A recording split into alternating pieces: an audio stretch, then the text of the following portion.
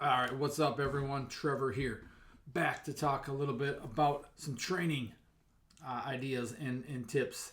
And it is kind of this fall. Summer's just ending up, finishing up here. I know River Falls here starts school next week. The school I work at in Minnesota doesn't start till the week after, but again, a lot of fall sports have started back up. And really, I mean, sports never ends. There is really no off season for kids these days, which is too bad because they don't get any time off to actually just focus on training, whether they play one sport or multiple sports. One sport you're doing it all year round, which is a big problem. If you do play one sport, don't do it all year round. Take time off. And then there's multiple sport athletes, which is great. I think multiple sports is the way to go as long as you can. But again, then that turns into you're playing multiple sports at the same time, which is a problem as well. Or on like multiple teams at the same time, which is just not only for the athletes, it beats them up and too much competitions and too many games and things like that, but just for parents with costs and travel and all that other stuff. But it, whether it's fall right now and you're getting it back into football or soccer or what do we got? I know at our school we got. I'm trying to think of the sports we got coming up. Soccer, football, volleyball, swimming, and whatever other sport. It's fall or spring or winter, whatever time you're joining a sport, your season starts. That's when, like, we just had the summer training. Had a bunch of athletes in my private tag, and then at school as well. So, but then summer stops, and then boom, there's nothing. They don't do any training anymore. Yes, they're practicing their sports or playing in their games once their season starts, but the actual general training stops, which it should not. You should not stop training. You should be training all year round. Yes, you can take breaks at time to time, but that needs to be that constant consistency with the training, because that is something that when you have a good coach, they adapt that. They change that as the seasons go, as the off season comes, in times and when you need more, need less, things like that. Uh, that's what a good coach does. It's not just the same thing over and over, the same volume, the same reps, the same lifts over and over again. They change that. But youth athletes, middle school, high school, college, especially, these kids need to be training in season. It should be mandatory. Any coach should by now know the benefits that not just strength training. I don't just mean lifting weights. Yes, that's part of it, but the sprinting and the jumping and all the other aspects, the coordination, the speed, the power, the strength, the coordination, the condition, and again, conditioning is going to change a lot of that. They should be getting that from their sport in practice anyway. When it's done smartly, a lot of times it's done wrong, and just ends up making the kids worse. Just trying to make them tired. That's a whole nother issue. But what did I say? Coordination, uh, balance, stability, mobility, all these different things that you can train that they're not necessarily getting in practice or games. They should be getting with their general training, and that general training needs to go year round, and they need to be constant and consistent with that. I think that's just going to be a healthier human, a healthier athlete, and a better athlete, because you're helping them build the qualities that they can then take to their specific sports and practices and games and develop those skills. So hopefully the speed, the power, the strength in their body can take that and translate that and help them in their actual skills, whether that's hitting a ball or throwing, catching, shooting, whatever it may be. But don't let your athletes stop training. Athletes don't stop training in season. I know a lot, especially like middle school, they don't have a lot of training in season with whether it's a middle school football team or whatever. Find a coach, find a program that's going to help you build into that, whether that's you're directly going to that private sector coach or you're getting online like I do. I do online, I do in person. So if you have an athlete that is watching this or you're a parent that's watching this and needs someone in the River Falls area or anywhere really online, again, I can work with anyone. Get them a program, get them a good coach that's going to help them develop a program in season. And because they need to be training in season, it's going to help them. You're going to notice the difference of how much healthier they are, how like more with a good coach they adjust, and how much fresher they are. That's not saying, because myself as a performance coach, I don't have the control over the practices. I can do my best to know how much they're practicing or how much the games are, but I can't control what the sport coaches are doing. If they're just crushing and killing and just making them tired for making them tired's sake, which is often too common and it's dumb. But coaches have to do that old school method of, I just gotta make them tougher, mental toughness, all this stupid stuff, rather than worrying about, this is probably just tiring my kids out, so they're tired on Fridays nights, or they're tired on Thursdays when our games are. Whenever your games are, they're just beat and tired and fatigued that way. Let's have them be fresh. What if our athletes are fresh? Maybe we'll perform a little bit better. Not having 3-hour practices, 4-hour practices, not having 2-a-days that go from 8 a.m. till 8 p.m. You don't need that. That's too much. More is not better. Better is better. Yes, at times you need more of certain things, but it doesn't mean most of these times it's just wasting time and unnecessary time, I see with a lot of practices. But as a performance coach, I do my best to adjust and meet each kid, each athlete where they're at and see how they're doing. Making sure I'm asking, how you guys feel in the day? What'd you guys have in practice? How many games or whatnot? And making sure I'm getting feedback from them. And a lot of times they're not going to tell you the truth. That's just an athlete mentality. You don't usually tell anyone if you're banged up or anything like that, because you got to, that athletic coach, whatever, it's the thing. I did the same thing. You play through pain, you play through injury. You don't want to show your weaknesses. But a lot of times getting that helps you make them better. Helps me, help you, help your athletes get better, improve, and know where they're at, where they're coming in at, and what we need to push a little bit more here. We need to pull back a little bit more here if they're banged up, injured, tired, fatigued. A lot of times you can just tell, a good coach just tells by looking at them. They come in just dragging, a little sore, a little beat up or whatever from the game the week, couple days before or whatnot.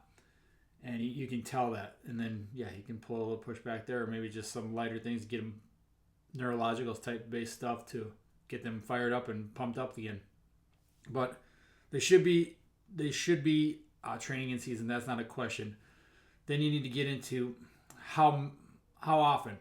And the big thing with training in season is we're not going to crush them with weights or sprints or jumps. The volume needs to be pulled back. And that volume is going to be different depending on the sport, how often they're practicing, how much work how much volume in practice they're getting of running, sprinting, plays, whatever it may be, the different sports. How many games they have a week. Is it football where they have one game a week? Is it volleyball where they have multiple games a week? Soccer where they have multiple games a week? Knowing these things, then we adjust the schedule. Again, I think a good general rule is maybe 2 times a week training based on the number of games, practices, things like that, the duration of the session. Like I know with the football players at the high school, I don't have a lot of control, or I'm kind of at will of what the coaches need. So I'm or football players for only 20 minutes 2 times a week. Other sports is 30 minutes. 40 minutes, and those are typically, you don't need to drag it on. It doesn't need to be a long session. It doesn't need to be that hour and a half, 2-hour session. Even in the off season, that gets kind of long. And a lot of times it's just wasted time. And even in if we're doing like a 30-minute sprint session, most of that time is not going to be sprinting. Most of that time is going to be done resting, because that's sprinting. So the time doesn't need to be long. You're probably better off just some of those microdosing type style, shorter sessions, and get them in, get them out, get them feeling good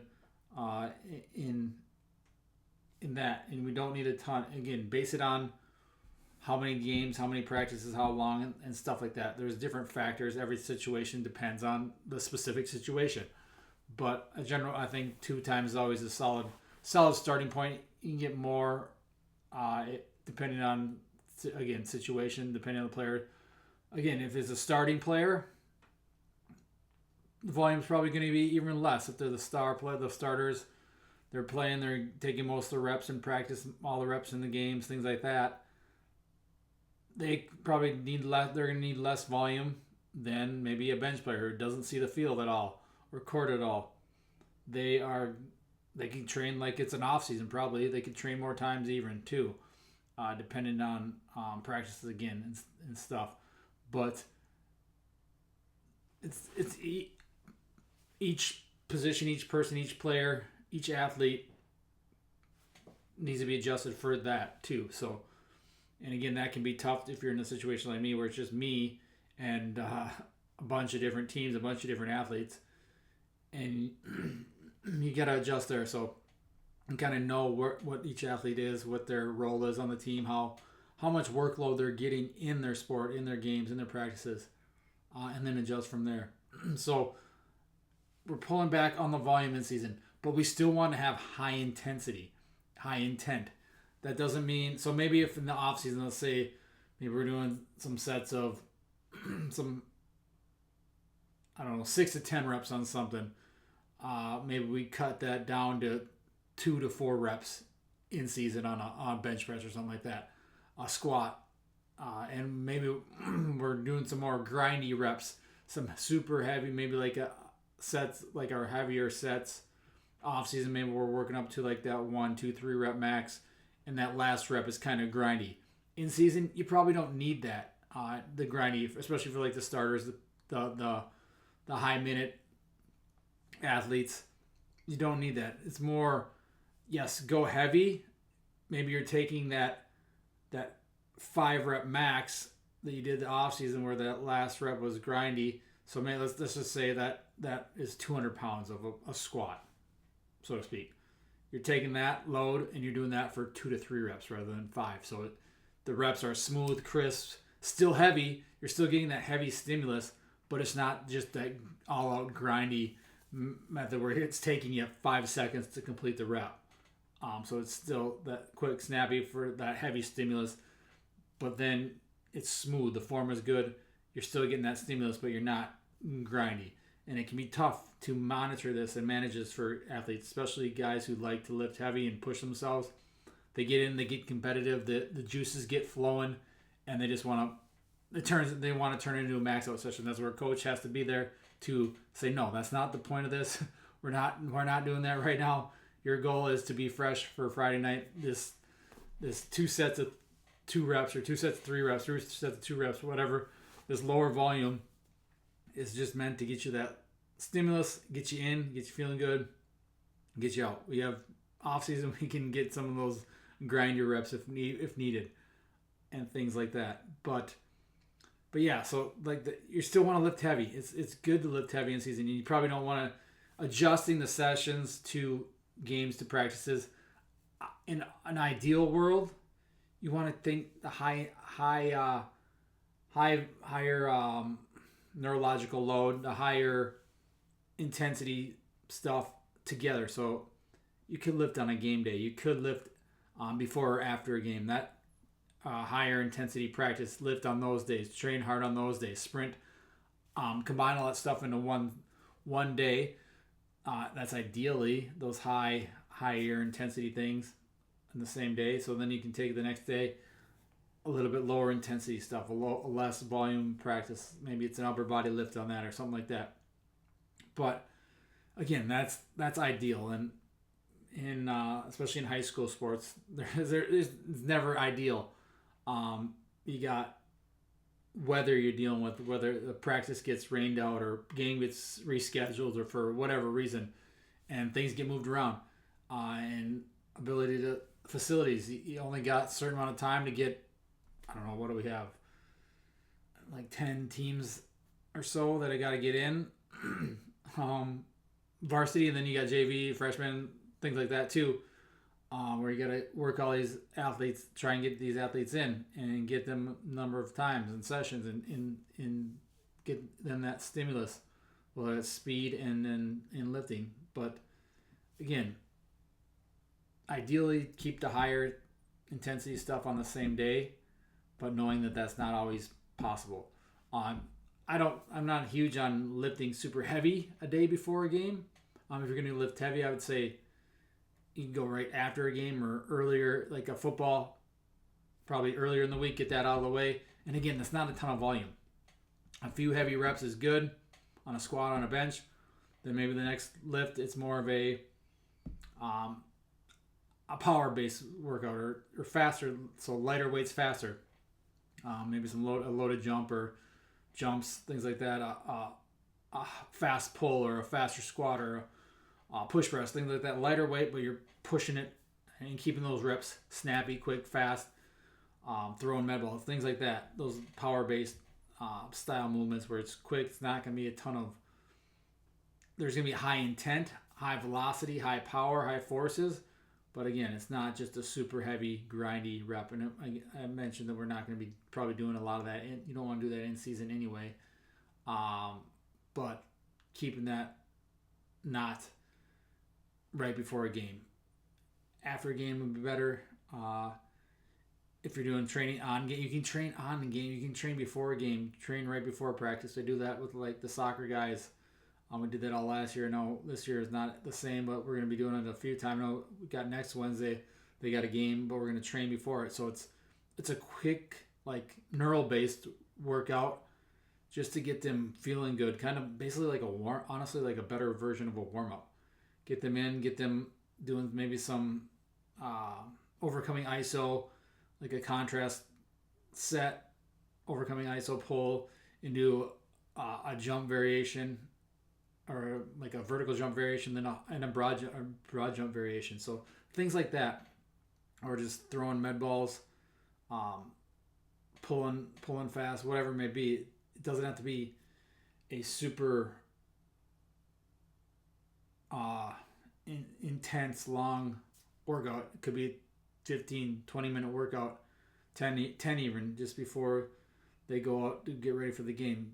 But I see so often that sport coaches fear lifting in season, lifting at all, training at all, but also fear doing it before a game, after a game, during the same day as a game or practice. And that's just the furthest from the truth. When you got a good coach who knows what they're doing and can adjust the workout, they think it's all just about lifting as heavy as possible. When it's not, because you should be sprinting in season, and a lot of that can be done. A lot of that, I think, sprinting should be done with practice. Like, because you want to sprint first anyway, most of the time, because that's when you're fastest, that's when you're freshest, that's when you're recovered. So doing that fast sprinting, timing it, resting, it doesn't have to be a million reps either. Again, just like the heavy lifting, it's just to get them a couple reps, whether that's max velocity, because in team sports, most of their sprinting is going to be acceleration anyway, the shorter distance, change the direction type stuff. Stop, start stuff, but then get them a few exposures to max velocity before practice once a week, and just hit that. Get the timing gates out. Let them go 2-3 reps. You're probably good to go there. But most of those sport coaches again think sprinting is gassers. They think it's suicides. They think it's just this conditioning stuff that's not making them faster. It's just making them tired. And it's honestly just a waste of time when we could have a better use of time. Take 20 minutes, 15 minutes at the start of practice, get them warmed up, get them sprint a few reps of sprints, time them, or do a chase or race, things like that. Make it fun, make it challenging, get the competition going, and that's going to be better off. So again, you need to train speed, you need to train strength, power, agility, in season. Mobility, that's another thing. You just do some mobility stuff. Like day after a game, rather than have them come in for practice or film session, give them a day off. Give them some mobility stuff they can do while they're sitting on their couch on the weekend watching football. Things like that. Get the body moving a little bit. Get the joints lubricated and feeling good. It's just a matter of adjusting and knowing the athletes, what they respond to, what works well for them, and getting used to that. But training in season is mandatory. It should be mandatory. And that's not just lifting weights. That's sprinting, it's jumping, it's throwing. I tend to think give them a lot of the things they're not getting in their practices in their sports. Whereas football, it's a lot of banging, it's a lot of acceleration, it's a lot of hitting. Again, none of these sports they're lifting weights anyway. Football, you can be lifting bodies and pushing bodies and moving another human being.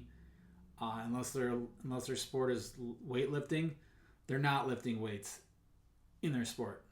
So that is a good thing to do. Most of these sports, a lot of these team sports, you're not hitting max velocity in a game. Unless you break that 50, 60, 70-yard touchdown run, you're probably not hitting max velocity.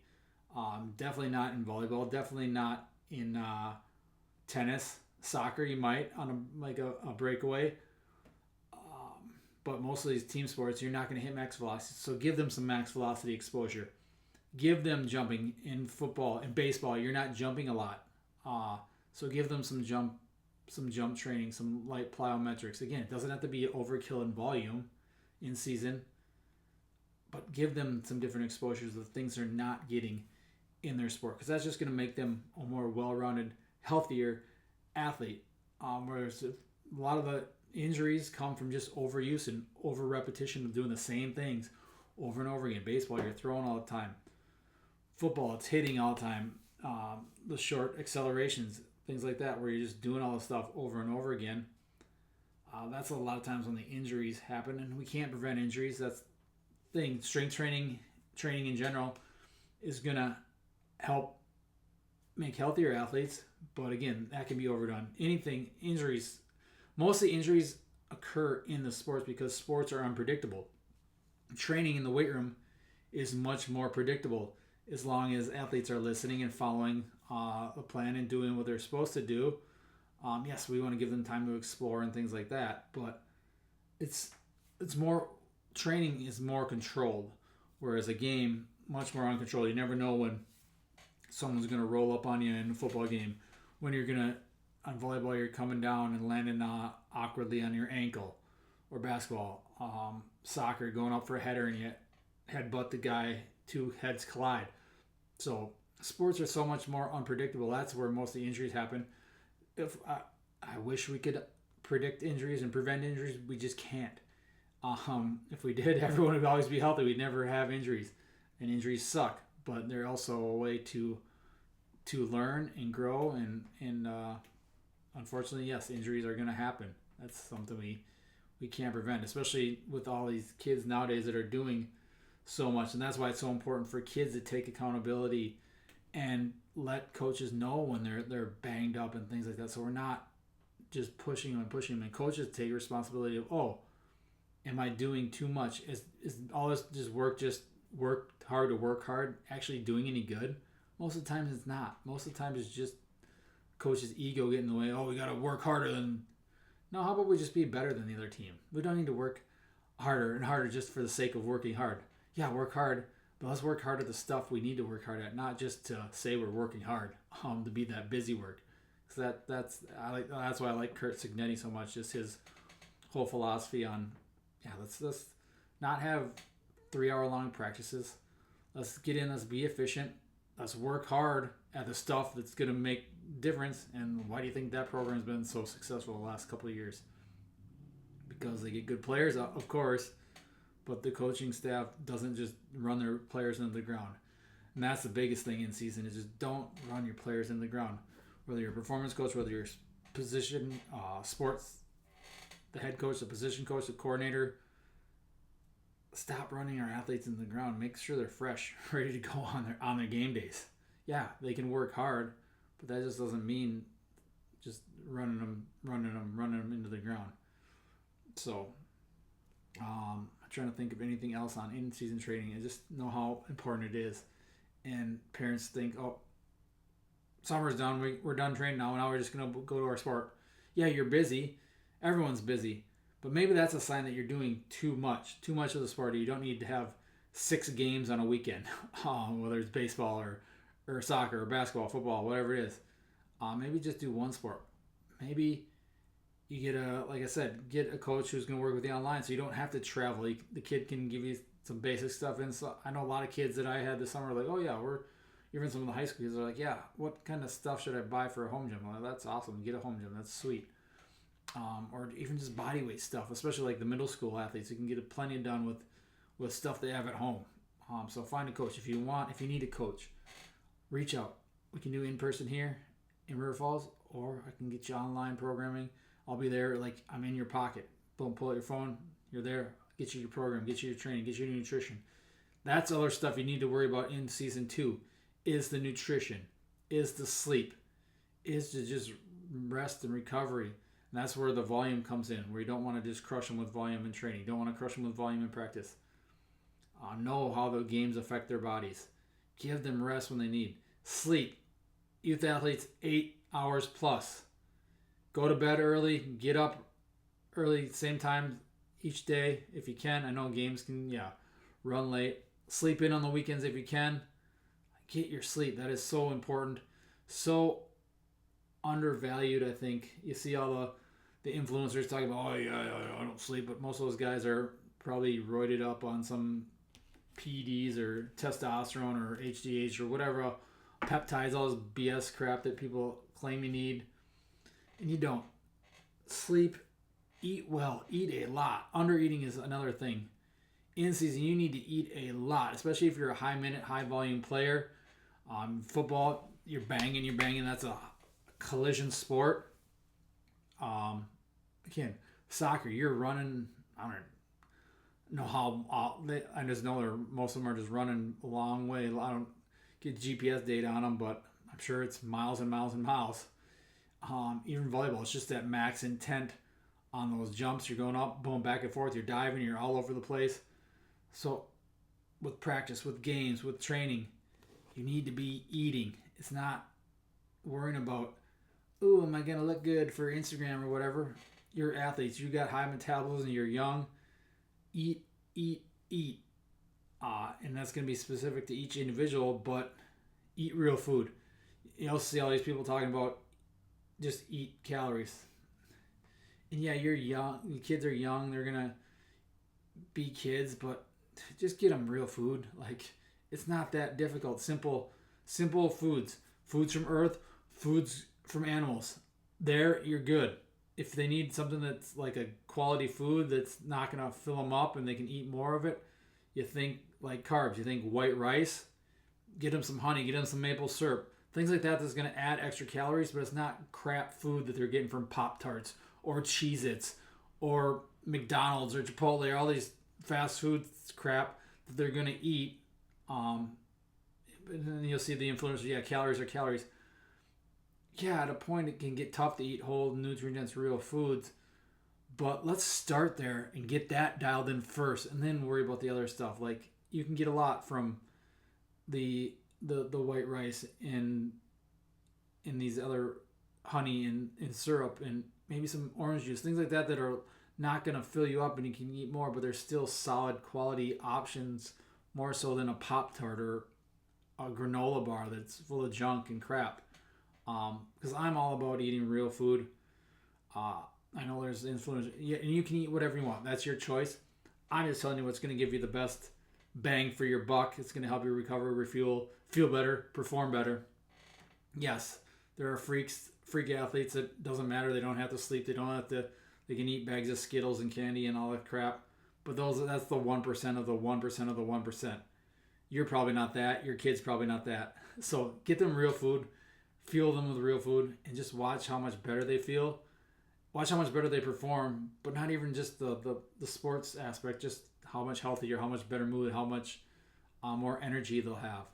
So foods from earth, foods from animals. Eat a lot of protein. Eat a lot of carbs. Get some quality fats in.